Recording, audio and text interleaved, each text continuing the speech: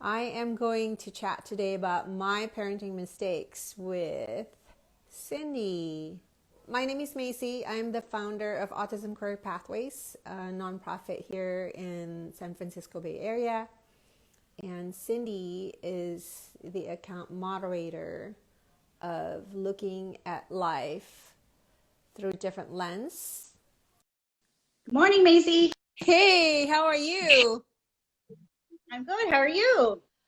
Good, good, good. So I introduced your account already because I was having Okay. trouble logging in. So we're a couple of minutes late. But thank you for coming in to chat about this very important topic. And not very many people are unfiltered, as you say it. You and me are very much unfiltered, which I love. Yeah. So we are both parents.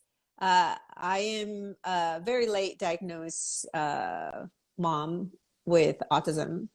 And Justin is 17. No? Is he 17? 16. He's 16. 16. He's so tall. He's so I know, he's a tall. big boy. Exactly, He's a exactly. big boy. So let's get started, Cindy. Um, Okay. let's start. So I prepared a couple of questions on the same topic of my parenting mistakes. So to start it easy, let's start with what is your most recent parenting mistake? You can go first, or I can go first. Doesn't matter. So think about it. You go first so I can think. Okay, I will go first. Okay, so my recent parenting mistakes, it was about mac and cheese. It was about box mac and cheese. So Okay. my son loves his box mac and cheese, with zero nutritional value, but I let him because it's one of those things that he can make by himself. So a Yeah. couple of weeks ago, he said, "Okay, mommy, I'm going to do it all by myself," right? So that's what he said. And he started doing it, and I forgot that I was not supposed to intervene. So what I did was I poured the milk. You know how you cook the pasta and then you have to put a little bit of milk and the powder Yeah. stuff. I decided I was on cruise control. So I was watching him and I poured the milk and I poured too much Mm-hmm. milk. And he Yeah. was so pissed at me. And he was like, "I told you I was going to do it by myself. And you always do this. Like you won't let me do anything by myself. Now it's too wet. It's like sensory eaters. It has to be the right conditions in order for them to be able to eat it." So I felt horrible, so he ended up not touching it. Yeah. He didn't eat it, right? So that was my latest one. So a couple of days ago, he decided to do it again. And I Mm-hmm. remembered that, like that episode in my head. It was drilled in me. I was like, "Macy, just stay Yeah. out of it. Stay out of it." And he did it, and then he told me, "Okay, mom, I need help with straining the pasta," right? Yeah. And I was like, "Oh, but last time you told me you didn't want any help, so why don't you try it yourself first?" Yeah. And he tried Yeah. it, and he was using the strainer, and he used the strainer like a little too vigorously, so we had macaronis all over the kitchen. And then he started blaming me. He's like, "I told you I needed help." I'm like, "But you told me last time you didn't want any help, so I wanted you to." it's, Yeah. it's funny, not funny though. So there goes another I box know. mac and cheese unused. Yeah. Yeah. He walked away with it. He didn't eat it, and he said, and I just had to stay calm, and I said, "You know what? It's okay. It's like this mac and cheese, this macaronis, we can clean it up. It's up to you what you want Yeah. to do. You can continue with the leftover mac and cheese in the strainer, or we have Mm-hmm. other more mac and cheese, box mac and cheese. You could do whatever you want. And Yeah. I didn't even ask him to clean it up. I just cleaned it up, and he made another Mm-hmm. box, and I just let him. And it was successful because he ate it. So it was just like, I think we think we're well intentioned, but that's not how our kids see us. So that was my most recent whatever flumble.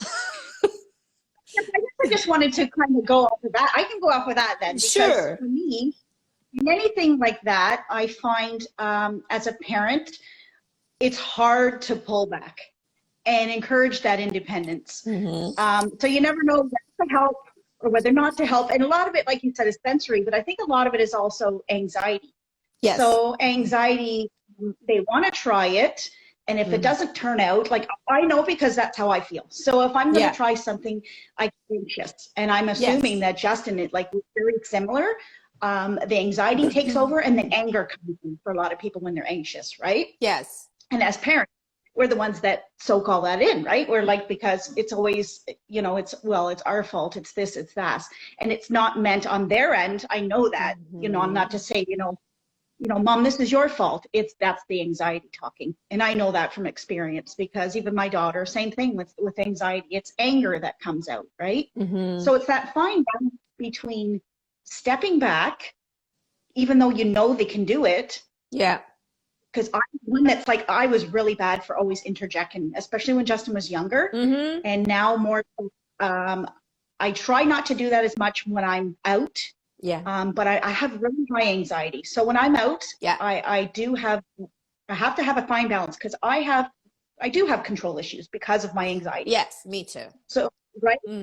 So if a parent has anxiety, then you're trying, that something might set your child off in the environment. I'm so hyper-focused on the environment that I tend to lose sight of, okay, step back and teach Justin those coping skills. Right. And it's shutting myself off, which as parents we need to learn to do, to shut our own anxieties out, our own, really our own anxiety and our own feelings in order to teach our children those skills. Right. I think that all of us tend to be very reactive, because I think we see our kids struggle, our neurodivergent kids struggle, and, it's not easy for us to see the failures, but it's not really the failures. It's just part of the process that they have to go through. It's part of our process, I think, to make mistakes and learn from it. Right. And I think that's the key part. I'm starting to realize more and more. Justin is 16, 48. I don't mind divulging my age, but I'm middle age. And, I've been through many stages with Justin, and I'm realizing now, middle age, that I need to take a step back and realize that I am separate from Justin. That's right. I was a woman before I was a mother. And so right now I'm really trying to pay attention to my own needs, separate from Justin.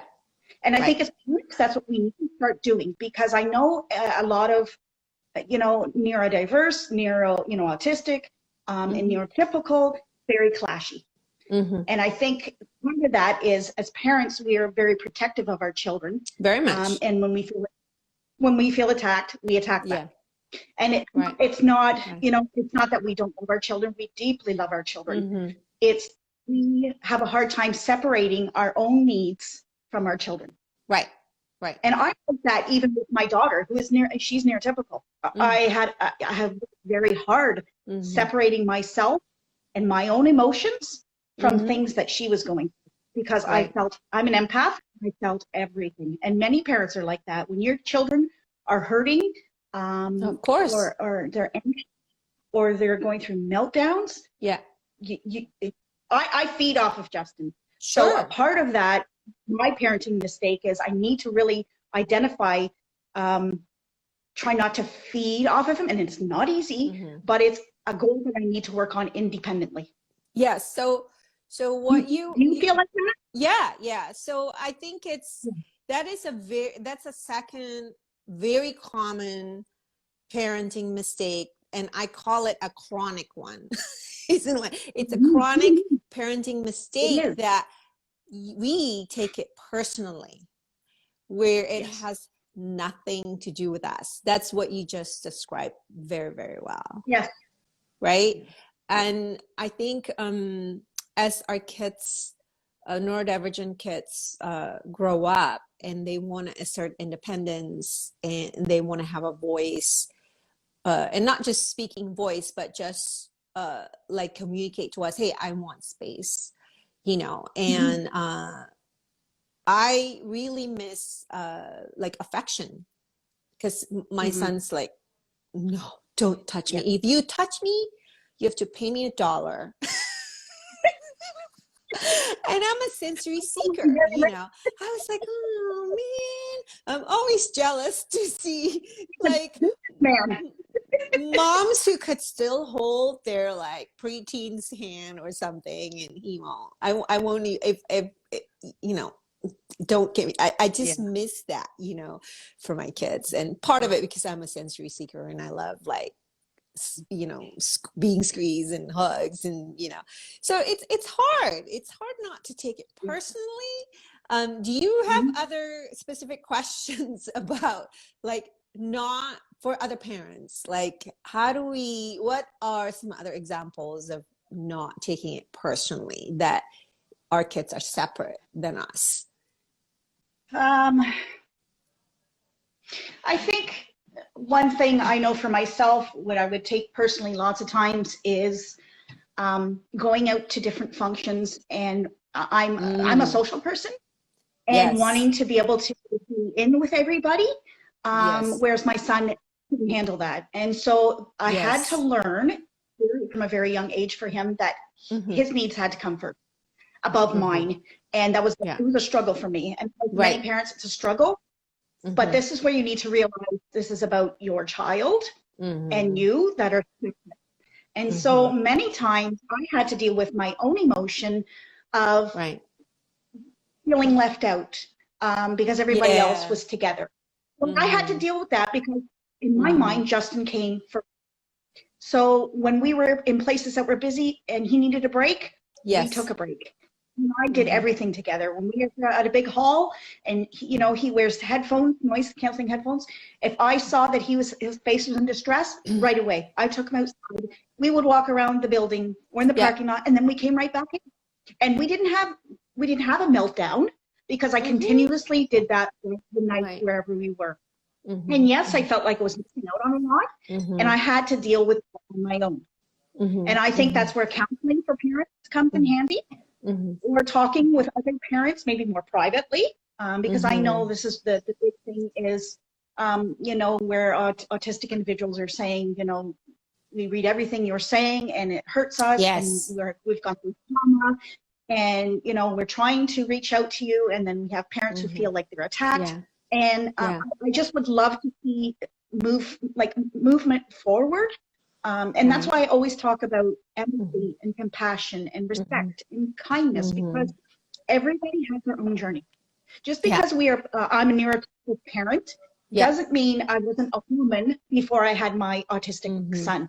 And I think that's what we need to understand, that everybody has their own journey aside even from their children. There are many neurotypicals who've been through trauma, who have come from abusive backgrounds, and they're trying to deal with that aside from being the parent of a child who, you know, trying not to carry on that trauma with their child.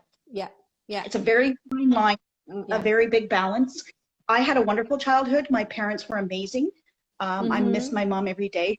In 2011, she was and after, and that's another thing. Understanding that us neurotypical parents, we lose our own parents. So we're dealing with grief. We're dealing with, many parents are single parents. They're dealing with everything on their own. You know, divorce, separation, money issues. There, you know, so many times I've talked, because I've been an advocate for 15 years, and many times I've talked to professionals and said, you might think that our life is so wrapped up in autism or having an autistic child, but it's not. It's not. It's our children. It's behaviors that maybe triggers us. But it's we do have a life outside of our child being autistic. And that's where people need to realize that sometimes our emotions come from that. Yeah. But we should have a life outside of autism. Yes. We should. It's really, really important. I think in order not to take things personally and to be kind to yourself, we should have a life outside of autism. And if we don't, I recommend for all moms and dads who are listening to the recording, you should work hard to create a life outside of autism, you know, to take care of your soul, to take care of yourself. This brings me to the next one. Another chronic parenting mistake is not to do self-care.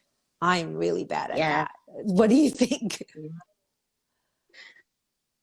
I mean, I'm blessed enough to get self-care mainly because now Justin is not in school, but I put him in a day program. So I'm a full-time caregiver. So my self-care can, when I drop him off, I take the dog for a walk. I come home.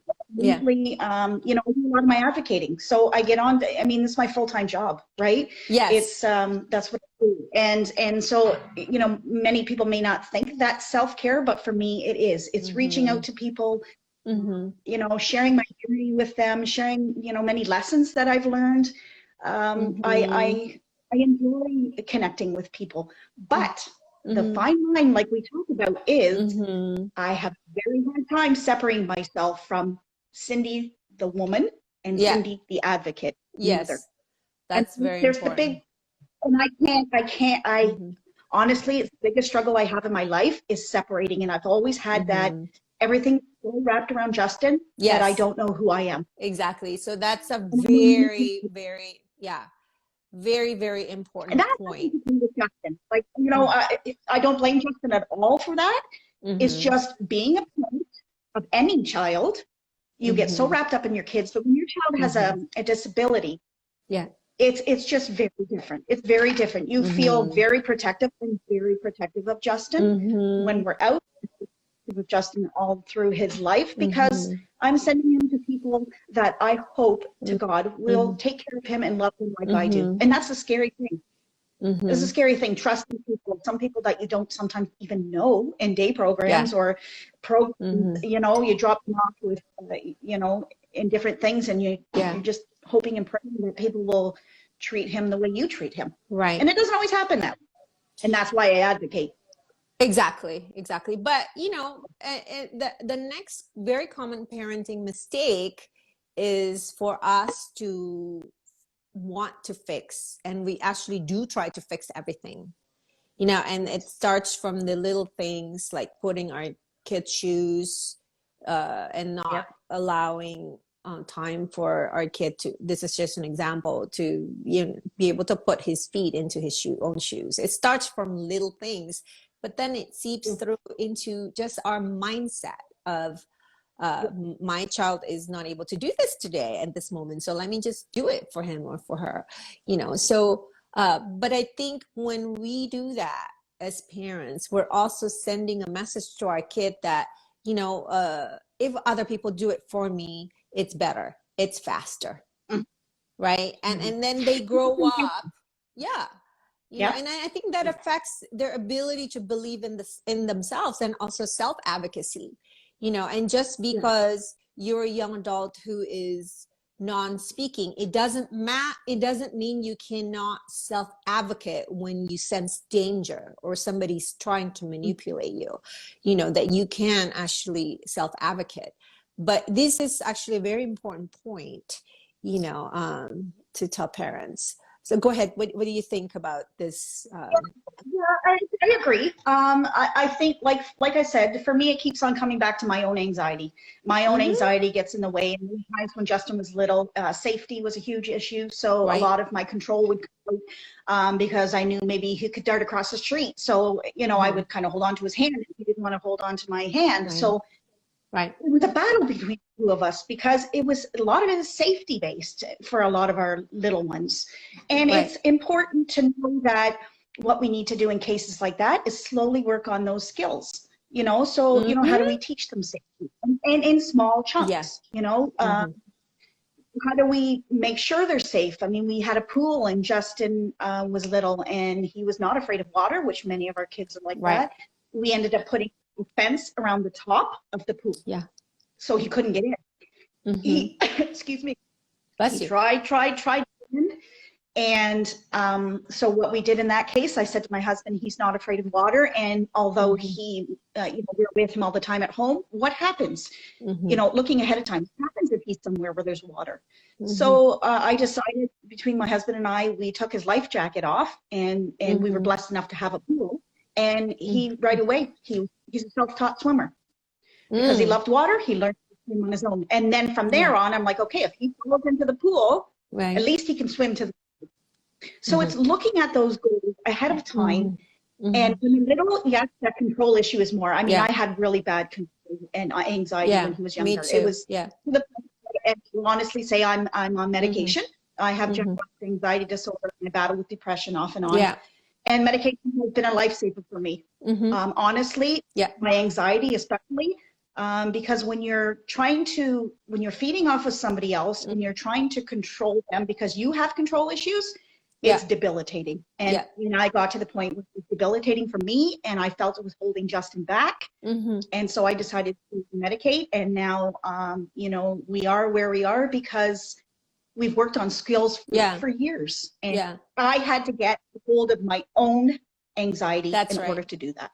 Well, thank you so much for being so open about being on medication and making sure you are physically able first, right? So the next very common parenting mistakes is that we want to do everything ourselves in our own way, because again, you and I are very, we're control. We have very high standards and we like to do things our own way. And that is a tough one if you feel like I'm the only one who can take care of my neurodivergent child because my husband can't do it as well as I can, or and it just snowballs to other people. You might have therapists and you end up telling your therapist what to do and you just can't let go. So this is, I think, another common one. I would say it's the most common one that we have a hard time asking for help. We have a hard time to let go of things, or we just end up feeling very exhausted because we wanted to do it ourselves. That's really a tall order. That is number one on my list. Yes. What I number one, thinking that I'm the only one that can help Justin, which happens many times with moms, where those characters that we think it's only us that can help our children, and it leads to burnout, and it leads to guilt, right? And it's not by any means that I'm holding Justin to a high standard. I want him to learn to be able to be independent as much as he can be, but I also want him to be able to self-regulate, which looks like for him, we don't encourage, but we allow the stimming, we allow the scripting. He needs to move. He's autistic ADHD. So for me, because I'm with him the most, I let him go. And you know what that has done for us? That has cut down on meltdowns a lot. Taking him out, removing Justin from school, and allowing him, whenever he needs a break, to give him that break, and encouraging him how to ask for a break and what self-regulation looks like by modeling, help me for a healthy, I believe, for healthy mental health, especially with teenagers, because now we're dealing with mental health that all teenagers deal with. We're dealing with anxiety, depression, bullying, suicidal thoughts. It's mental health needs to be talked about. And it needs, our teens need support, and they need families that are going to understand that and not take it personal, like we talked about before, that if they're angry at us, it could be a whole gamut of things. It could be something went wrong with their video. If they're watching like we know a lot of them like the YouTube videos. So something could have gone wrong with a video. Something could have happened at school. Something could have happened last week or last month, and it's been triggered.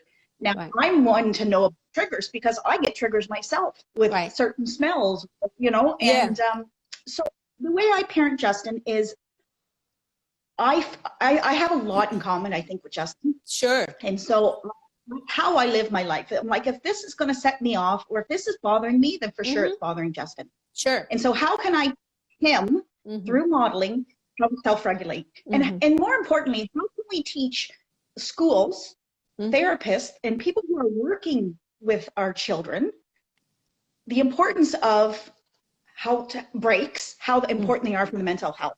Right. You know, and the importance of respecting those negative emotions that they're feeling and not having everybody around them. If you're with somebody, a child that's angry and having a meltdown, you need to remain calm, and you need to work on that if you can't. And that's something I've had to work on. And like night and day, when you can remain calm when somebody is in a meltdown, it is like night. I mean, literally, that's what I've learned. Remain calm, and if you can't remain calm, remove yourself away from the situation. Right. Exactly. And I think in this particular mistake, I think as us moms, often we leave dads out of the picture. You know, it's like, it's so stupid to do this because your husband is your partner, but we can be very, very critical, isn't it? So that's another very common parenting mistake, is that we are, again, everything goes back to our anxiety. You know, that's the root cause of it, for, you know, and but one of the biggest expression is that we are excluding important people, and most of our neurodivergent kids are boys. You know, where we tend to, when it comes to raising our neurodivergent child, we delegate. Okay, I do this part, and dad, you don't do. Let me do it. Let me handle it. But I think as a result of that, especially when your son grows up, you know, then it's not enough for your child to just know how to do things like in the kitchen. You know, men think differently than women, right? So that's a keep in mind for parents of younger kids, how you have to be really aware that the way dads do things, it's different than the way our expectations and how we do things. But we need to step out of it and let them develop their own relationship, develop shared activities. That's really important, I think. Oh, and that's very important. You know, many times, Justin, when he was little, I did a lot of the running around, and you know, many times with marriages, it can create conflict. But now, especially, you know, when children start getting older, especially the males, and you know they have to go to the washroom, you know, when do you not take them? You know, when do you not take them into the family? Like, if I had to, I would. And I would deal with whatever restrictions that, you know, nosy people have to throw in there. But there are certain things. And now we need to also think that there's many children who may not have a father in their life. That's right. Right. So how do we, if we want a male role model, how do we, you know, how do we create a circle of care so that our children are well balanced with people, right? So whether that's male, female, you know, same-sex partners, you know, there's so many amazing people in the world that, you know, we could expose our children to. And for those children who don't have a father in the picture, you know, we want to make sure that those kids are, you know, included with everything and that they get a balance. And that's like maybe creating a circle of care where maybe you have, we had one time, we had a young guy, male adult working with Justin. Just to take him out, just to keep that male bond, you know, because you think your child is nonverbal doesn't mean they don't want to spend time with a male. Absolutely. Or with a, or, you know, and you got to be very careful with that because, you know, Yes. Again, we go back to who we leave our children with, and that comes back to us again. Yeah. It's a very scary thing. And when you have That's anxiety, right. which right. everything that we do, if you have anxiety, is wrapped up in your anxiety. Yeah. And I think that's why it's important to speak with somebody. And now I'm, you know, I should go speak with somebody about my anxiety. And I know it's going to always be an ongoing issue. Melanie is here. She said her dad was her favorite person. Yeah, I know. Yeah.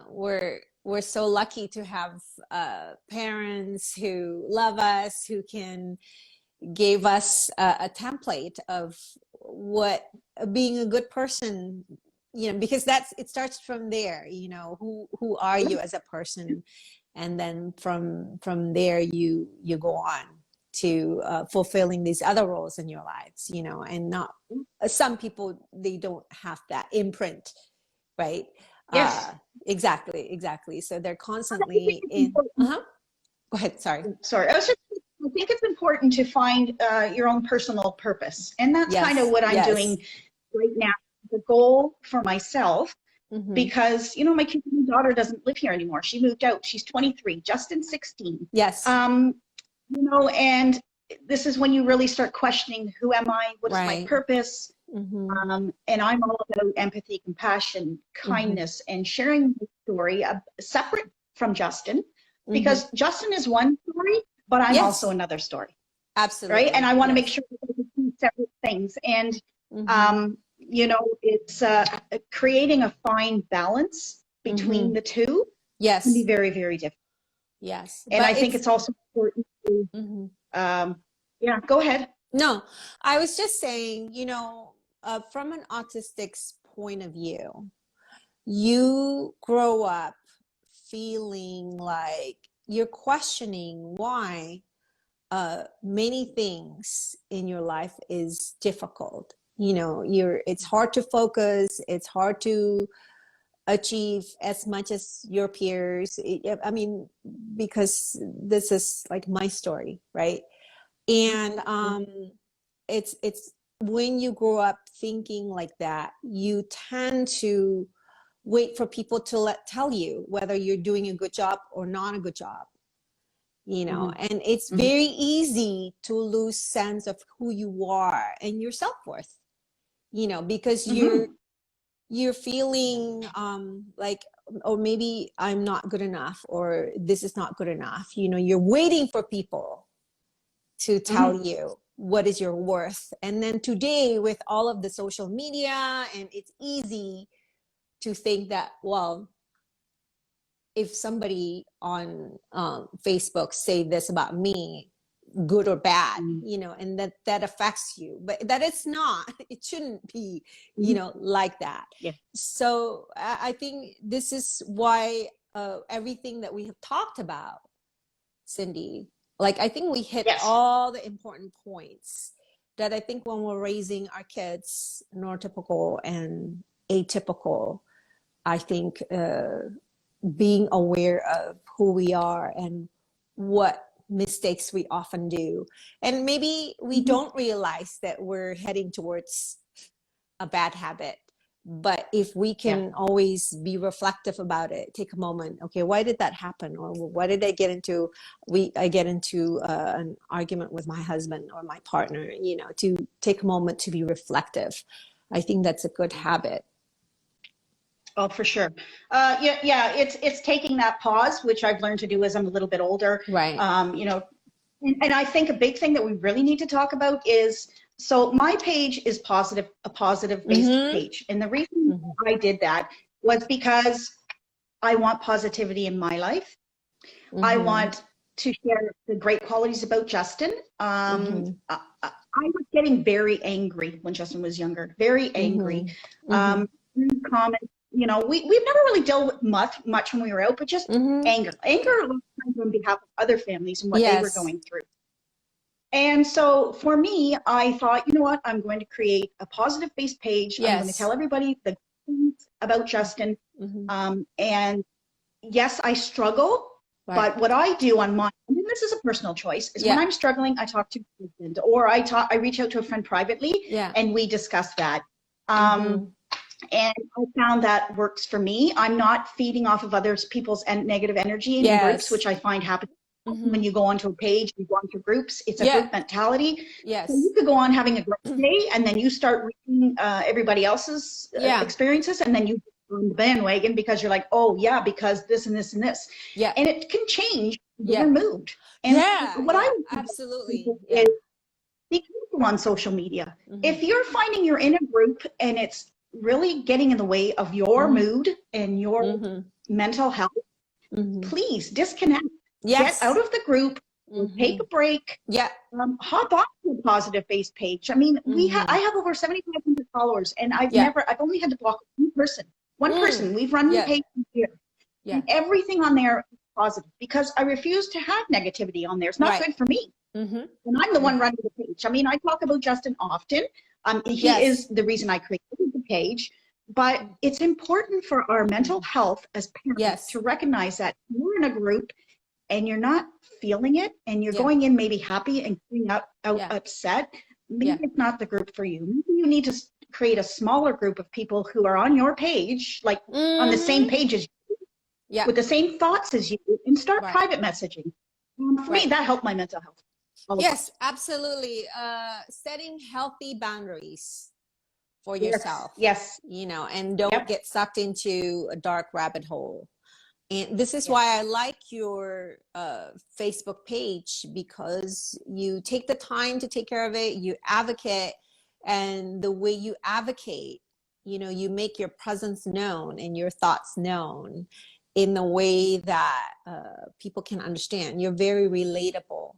So, and I think that's really hard to do, especially when you have a lot of people following you, and good for you. But I think you do it well because of everything we just talked about. You know, you have life outside of, you know, raising your kids. You take the time to do self-care.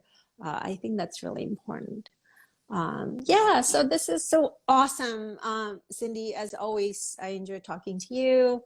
We have to do it again, of course. And thank you. Does anybody have any questions? We're almost like we're 40 minutes. Any questions, you guys? We could talk for hours. I know. Hi, Leah. Leah is here. She is the moderator and owner of Facebook group called Labels Go on Soup Cans. Autism is I think something like that. Leah's here. Hi, Leah. She's from England. So I really appreciate it. And of course, Melanie is the owner of the Autistic Grandma on Facebook group.